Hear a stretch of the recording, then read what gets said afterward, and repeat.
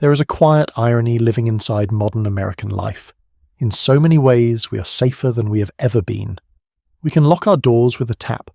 We can track our sleep, our steps, our heartbeat, our breathing, even the exact number of minutes we spent sitting. We can soften the edges of our homes and smooth the rough corners of our days. We can curate our feeds, filter our news, and hide the things that make us uncomfortable.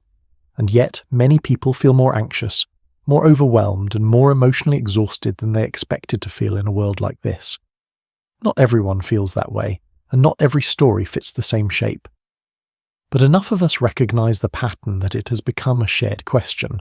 What happened to our inner strength? Because strength is not a mood. It is not a slogan. It is something you build slowly through experience. And for a long time, the American experience had a particular ingredient that shaped people without anyone naming it: friction. The pressure of small problems, the sting of minor failures, the discomfort of learning something the hard way, the humble, ordinary moments when life did not bend around your feelings, but you learned to bend without breaking. A philosopher and risk thinker named Nassim Nicholas Taleb gave us a word that helps make sense of this. He called it anti-fragile. Fragile things break under stress. A porcelain cup looks elegant until the day it slips. Robust things resist stress. A stone does not grow from pressure, but it can endure it. Anti-fragile is different. Anti-fragile means the stress makes you better. It is the body that grows stronger by lifting weight, then resting, then lifting again. It is the immune system learning through small exposures. It is the skill that develops because you were allowed to be bad at it first. It is a kind of strength that does not come from being protected from difficulty. It comes from meeting difficulty in manageable doses, learning, recovering, and returning with a little more confidence than you had before. This matters because a lot of modern life with good intentions has tried to erase discomfort. We do it because we love our children. We do it because we do not want anyone to suffer. We do it because we know the world can be harsh, and we dream of making it kinder. And kindness is not the problem. The problem is when kindness becomes a world with no resistance, when every bump is removed, when every consequence is softened, when every uncomfortable emotion is treated like an emergency. Because the human spirit is not a delicate ornament meant to sit on a shelf. It is a living thing. It was designed to adapt.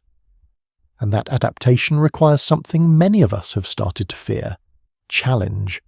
This is where the story of Generation X becomes interesting, not as a contest of who had it harder, and not as a lecture aimed at younger people, but as a kind of cultural memory. Generation X, those born between 1965 and 1980, grew up in an America that was less supervised and less curated. For some, that freedom was a gift. For others, it carried real pain. We should say that clearly, because it is true. Some people were not simply challenged, they were harmed. So this is not a celebration of neglect. This is not nostalgia for suffering. This is not a claim that the past was morally better. It is a study of a certain kind of training that happened by accident. Back then, many children were given more room to solve ordinary life on their own. They had more unscripted hours, more unstructured play, more moments where they had to look around and figure out what to do next. And in the best cases, there was still a foundation.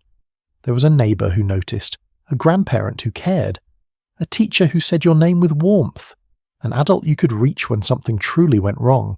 Freedom without any safety net is abandonment, but freedom with a thin net stretched below you can become something else. It can become confidence. To understand that, you have to go back to a place that used to exist in nearly every American town: the playground. Picture a playground in the 1970s. Not the bright foam-covered spaces of today, but the older kind. Metal, wood, hard edges, sun-heated surfaces, chains on swings that could pinch, slides that could get hot enough to surprise you. The ground was often asphalt or dirt or wood chips that did not care how dramatic your fall felt. By modern standards, many of those playgrounds were poorly designed. Some were genuinely unsafe, and it is good that we improved safety where it mattered. But there is something else that those playgrounds gave children, almost without anyone noticing. They gave kids a laboratory for risk. When you climb high and look down, your body learns something. Your palms sweat. Your heart talks louder. Your mind measures distance. You feel fear, not as an abstract idea, but as a physical signal. And then you make a choice. You climb down carefully, or you keep going. Either way, you learn. You learn what you can handle. You learn what you cannot handle yet. You learn to listen to your instincts and still move forward. You learn to balance, to grip, to test the next step before trusting it. And sometimes you fall. Not a cinematic fall, not a tragedy. A normal fall, a scraped knee, a stinging palm, a quick shock, a few tears, then you get up. You brush off the dirt. You breathe through the embarrassment. You discover that the world did not end. You discover that pain can be real and temporary at the same time. You discover that you can recover. That is anti-fragility in its simplest form. A small dose of risk that teaches you how to survive risk. A small bruise that teaches you are not made of glass. And this lesson goes far beyond playgrounds. It shows up in the after-school hours. In a lot of Generation X households, kids came home to an empty house for a while. Again, not every story's the same and not every version of that was healthy. But many people remember a particular kind of silence. The silence of a living room with no audience. The silence of having to decide what happens next. You open the refrigerator. You find something simple. You solve hunger without turning it into a crisis. You do homework or you do not, and you learn that choices create consequences. You fix a loose bike chain. You look for a missing shoe. You call a friend and get a busy signal, and you learn patience. You learn what boredom feels like, and you learn that boredom is not death. Boredom is a doorway. It is the mind searching for a problem to solve, a story to imagine, a skill to practice. In our modern world, we treat boredom like an enemy. We assassinate it instantly with a screen. But boredom, handled with care, is one of the most creative forces in childhood. It teaches you how to generate your own life from the inside. That is another form of strength, a quiet form. It is called agency. Agency is the deep belief that you can do something about your circumstances. Not everything, not always, but something. It is the belief that when life becomes confusing, you are not helpless. You are a participant. Agency is not arrogance. It is not pretending you control the universe. It is simply knowing that you have hands, you have a mind, you have the ability to try, and you can learn. This is what the best version of that older childhood offered. It gave children repeated proof that they could handle ordinary problems, and every solved problem left a small deposit in the bank of self-trust. That is why this conversation matters for every generation, because the future is not getting simpler. Life is not becoming less uncertain. Technology is not slowing down. The world will keep changing, sometimes faster than we can comfortably process. In a world like that, comfort is lovely, but resilience is essential, and resilience does not require a harsh childhood. Resilience requires practice, small challenges, real effort, room to fail without being shamed, room to struggle without being rescued too quickly, room to recover again and again until your nervous system learns a new message. I can handle hard things. And once you believe that, you start to walk through the world differently. Not fearless, but sturdy. Not numb, but steady. Not craving a perfect life, but prepared for a real one. Agency grows best in quiet places. And one of the most overlooked differences between the analog childhood and the digital childhood is not the clothes, not the music, not the furniture, not even the technology itself. It is the presence of an audience. Today, so many young people are growing up in a world where life is always being watched. Not always by parents, but by peers, by group chats, by comment sections, by the invisible pressure of knowing that any moment can be captured, shared, replayed, and judged. A joke that falls flat can live forever. A mistake made in a vulnerable moment can become a label. A normal, awkward stage of growing up can be recorded like evidence. That is a heavy way to learn who you are. But for many children in the 1970s and 1980s, life was lived with a kind of beautiful privacy. There was no permanent record. There was no camera waiting in every pocket. There was no public scoreboard attached to your personality. You could be strange for a season. You could try on a new identity and drop it 2 weeks later. You could say something silly and let it evaporate into the air. And this privacy did something important. It gave people space to fail without becoming a headline. Because failure in small doses is one of the greatest teachers we will ever meet. When no one is watching, you are free to be messy. You are free to experiment. You are free to be bad at something long enough to get good at it. You are free to build a self that is not designed for applause. This is where inner stability comes from. not from never being criticized, not from always being praised, but from learning how to evaluate yourself without needing a crowd to hand you permission. In the modern world, many of us have unknowingly outsourced our self-esteem to strangers. We check our worth the way people check the weather, we refresh, we scroll, we search for a little sign that we are acceptable, and when that sign does not come, we do not just feel disappointed, we feel threatened. That is not because young people are weaker than earlier generations, it is because they are carrying a new kind of burden. The burden of constant performance, the burden of endless comparison, the burden of living inside a mirror that never turns off. So when we talk about anti-fragility, we have to talk about building strength without needing an audience. We have to talk about the lost art of doing something privately, slowly, imperfectly, until it becomes yours. Think about the small victories of an analog childhood. Finally landing a trick on a skateboard after falling 10 times, finishing a difficult book without telling anyone, fixing something with your hands, then sitting back in a quiet room and feeling that simple satisfaction in your chest. Those moments did not need witnesses to be real. They were real because you felt them, and that taught you something powerful. You are enough, even when nobody's looking. This private kind of competence also created something else. Social stamina. In the 1980s, if you had conflict with a friend, you often had to face it in the real world. You did not have a blocking button. You did not have a clean escape hatch. You could not vanish behind a screen and pretend the relationship never existed.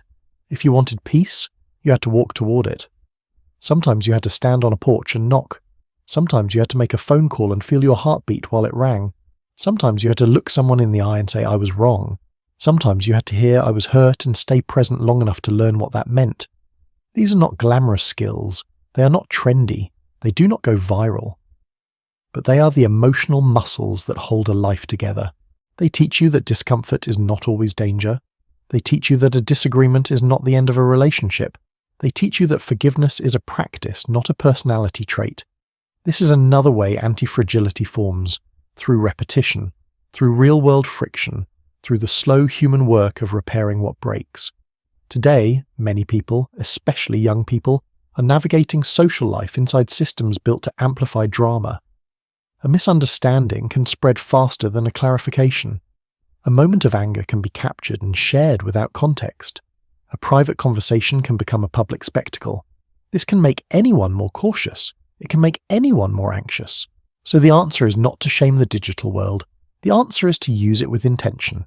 To rebuild spaces where relationships can breathe. To rebuild habits of repair. To rebuild the courage to have difficult conversations in a respectful way, in the real world, with the full humanity of tone, facial expression, and presence. Because a strong community is not made of people who never collide. It is made of people who know how to recover after they collide. Another pillar of this older strength was the relationship with time. In the analog world, everything took longer. If you wanted to see a movie, you waited for a scheduled time. If you wanted to hear a song, you waited for the radio. If you wanted to talk to a friend, you waited until they were home. If you wanted answers, you looked for them slowly. You asked someone, you searched a library. You tried and failed and tried again. This waiting was not empty. It was training. Patience is not passivity. Patience is emotional strength. Patience is the ability to stay steady when the world does not reward you immediately. In a world built on instant gratification, patience becomes rare. And when patience is rare, delays feel like emergencies. A slow reply feels like rejection. A loading screen feels like injustice. A hard task feels unbearable after 10 minutes. But people raised in the slow lane learned how to sit with their own thoughts. They learned how to endure quiet.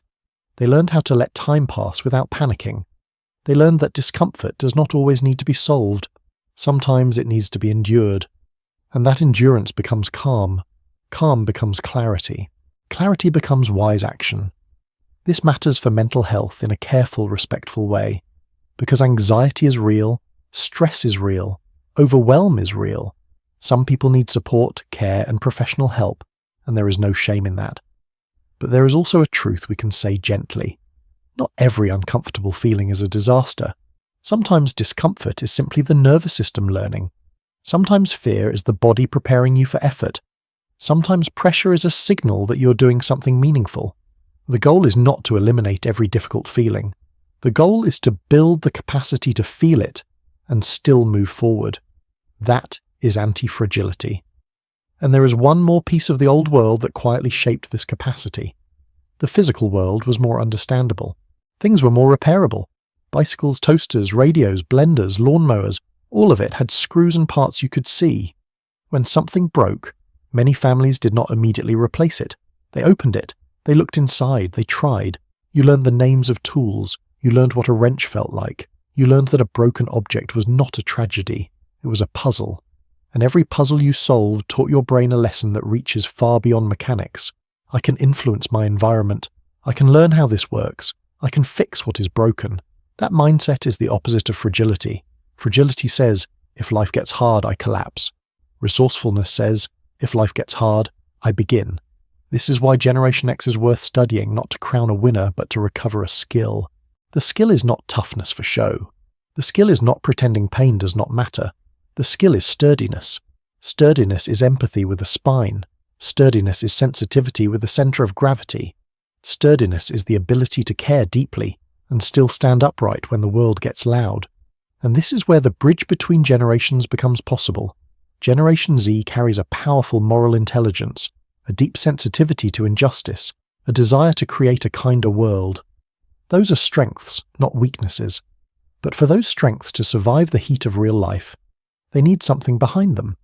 They need anti-fragility. They need the ability to take a hit of discomfort, recover, learn, and return. Not because the world should be cruel, but because the world is complex, and the future will require people who can stay steady while they build something better. The good news is that anti-fragility is not a genetic trait. It is not owned by one generation. It is a skill, and skills can be practiced. They can be reclaimed. They can be taught, not through lectures, but through small choices made every day, choices that quietly tell your nervous system a new story. I am capable. I am learning. I can handle hard things, and if you can build that story inside yourself, the modern world does not have to make you fragile. It can make you strong. But strength does not arrive as a sudden transformation. It arrives the way dawn arrives, slowly, quietly, almost invisibly, until one day you look back and realize you can carry more than you used to. That is the heart of this entire idea. Anti-fragility is not a personality type. It is not an insult toward anyone who struggles. It is not a badge to wear in public. It is a practice. And the practice begins with a simple decision. To stop treating discomfort like an emergency. To start treating it like training. There is a difference between harmful stress and productive stress. Harmful stress crushes you, isolates you, and leaves you feeling smaller. Productive stress is the kind you choose in small doses, with boundaries so you can grow. A good coach does not throw a beginner under a heavy weight and call it character building. A good coach starts light, teaches form, and increases the challenge slowly. That is how the nervous system learns safety and strength at the same time. So if you want to rebuild anti-fragility in a digital age, the answer is not to romanticize the past. The answer is to borrow its best ingredients and use them wisely. Start with the smallest, most underestimated tool, boredom. Give yourself a daily window where you do nothing on purpose.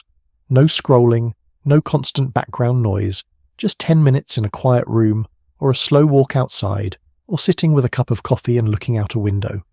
At first, it will feel uncomfortable. Your mind will itch. You will feel a strange sense that something is missing. That is not danger. That is withdrawal from stimulation. If you stay with it, something beautiful happens. The mind begins to breathe again. You start to hear your own thoughts, not the loud thoughts, but the deep ones. You remember what you actually care about. You remember what you have been avoiding. You remember that you are a person, not a performance. This is where the true self returns. The next practice is even simpler, and it is one of the most powerful forms of anti-fragility we have. Finish the hard 10 minutes. Pick one task you have been postponing. A small task. A real task. Something that feels mildly annoying. Then do it for 10 minutes longer than you want to. Not because you are punishing yourself, because you are proving something to your brain. You are proving that discomfort does not control you. Every time you finish the hard 10 minutes, you build a quiet muscle inside. A muscle that does not show up in photographs, but shows up when life becomes unpredictable. This is how courage grows. Not through grand speeches, but through small follow-through. Another practice is to reintroduce the physical world. Do something with your hands. Fix something small. Learn how to replace a simple part. Cook something from scratch. Assemble something. Plant something. Clean something deeply. Organize a drawer. Repair a loose hinge. Tighten a screw. These actions are not just chores. They are messages. They tell your mind that you're not helpless. They tell your mind that you can influence your environment. They tell your mind that you can create order without needing the world to become perfect first. A person who can fix small things is less likely to feel defeated by big things, because the habit of repair becomes a worldview. Then there is the most uncomfortable practice of all, the respectful, difficult conversation. So many people are carrying tension they never resolve because they keep trying to solve human problems with avoidance. They send the easy text. They disappear. They quietly resent. They rehearse arguments in their head. But anti-fragility grows when you step into discomfort with integrity. If you need to talk to someone, do not sharpen your words into a weapon. Do not make it a courtroom. Make it a bridge. Speak slowly. Speak clearly. Speak with respect. Say what you feel without making the other person your enemy. Listen long enough to learn something. You might not get the outcome you want, but you will get something else. You will get self-respect, and self-respect is sturdiness. Sturdiness is what allows you to stay kind without becoming fragile. This is where the marriage of generations becomes a blueprint for the future. Generation X learned resilience through friction. Generation Z has a deep sensitivity to human experience and a desire for a more compassionate world. Those two strengths belong together. Resilience without empathy becomes hardness. Empathy without resilience becomes exhaustion. But when empathy and resilience combine, you get something rare. You get people who can care deeply and still keep going. You get people who can build. You get people who can lead. And leading does not mean being perfect. It means being durable. It means being able to learn in public without collapsing from shame. It means being able to make a mistake, apologize, repair, and return. This is why the concept of identity matters so much here. In the older world, many people were defined by what they did. Sometimes that was too blunt, and sometimes it lacked compassion. It is good that we have improved our language around mental health. It is good that people can speak about struggle without being mocked. But there is a danger in tying your identity too tightly to your pain. If your anxiety becomes your name, then every wave of stress feels like a threat to your existence. If your sensitivity becomes your entire definition, then every disagreement feels like a personal attack. Anti-fragility is the ability to say something steady in the middle of emotion. I feel this, but I am not this. I am anxious, but I am still capable. I am overwhelmed, but I can still take the next step. I am hurt, but I am still whole. This is not denial. This is not pretending everything is fine. This is a deeper form of self-knowledge. It is recognizing that you are more than your current weather. You are the sky, and the sky can hold many storms. There is also a protective medicine that Generation X carried, often without realizing it. Humor. Not cruelty, not sarcasm used to wound, but the ability to step back and see the absurdity of life. A sense of humor is a shock absorber. It creates distance between you and the moment. It reminds you that you are living a human life, which means you will spill things, misunderstand things, trip over words, and survive it anyway. When you can laugh at the small disasters, you become less afraid of them, and when you are less afraid, you become more free. None of this means you should ignore serious mental health struggles. If you're dealing with something that feels heavy, persistent, or overwhelming, support matters. Talking to a trusted person matters. Professional help can be life-changing, and seeking it is a form of strength. Anti-fragility is not about doing everything alone. It is about knowing you can do hard things and also knowing when to reach for help. That balance is wisdom. The modern world will keep delivering wind, economic shifts, changing technology, social pressure, information overload, uncertainty that no one can fully control. The goal is not to make the wind stop. The goal is to build better sails, and this is the gift the so-called forgotten generation can offer, not as a scolding, but as a hand on the shoulder. You are stronger than you think. You do not need to be perfectly comfortable to be okay. You do not need constant approval to be worthy. You do not need a frictionless world to live a meaningful life. You need practice. You need small challenges that build trust in yourself. You need private victories that no one sees but you feel. You need a life that includes quiet, effort, repair, patience, and the courage to be imperfect without being ashamed. Because the truth is, you were not made to be a porcelain cup. You were made to be a fire. And the wind you feel right now, the pressure, the uncertainty, the discomfort, it does not have to be your enemy. It can be your training. It can be the very thing that strengthens your spirit, sharpens your character, and awakens the steadiness you did not know you had. Somewhere inside you there is an internal compass, a silver key, a small, reliable center that cannot be purchased, cannot be given by an algorithm, and cannot be taken away by a comment section. It is built, and you can build it. One honest 10 minutes at a time, one small act of courage at a time, one repaired relationship at a time, one quiet moment at a time. The world does not need you to be unbreakable. It needs you to be able to bend and return. It needs you to be kind and steady. It needs you to care and endure. And you can. You are learning. You are becoming. You are anti-fragile.